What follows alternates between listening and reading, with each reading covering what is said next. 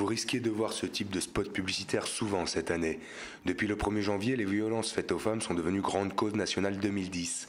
Après les violences physiques, c'est au harcèlement moral que le gouvernement s'intéresse.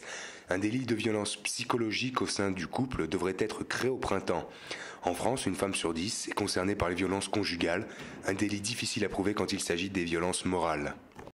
Autant la violence physique est facile à démontrer si la personne a pris le soin d'aller déposer plainte et d'aller voir un médecin pour avoir un certificat médical.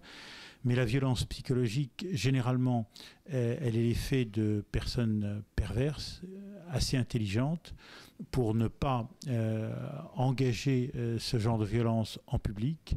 Elle se produit donc, cette violence psychologique, une fois la porte refermée. Loin de la difficulté à prouver la violence morale, dans le domaine médical, c'est la frontière entre harcèlement moral et simple dispute de couple qui pose problème.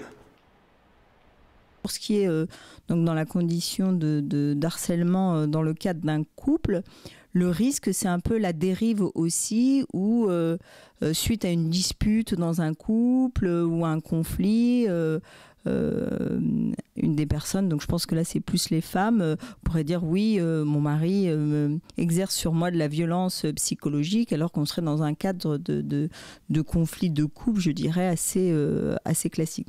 Le fait que ce soit reconnu comme un délit pourrait un peu calmer le jeu de peur d'avoir des comptes à rendre.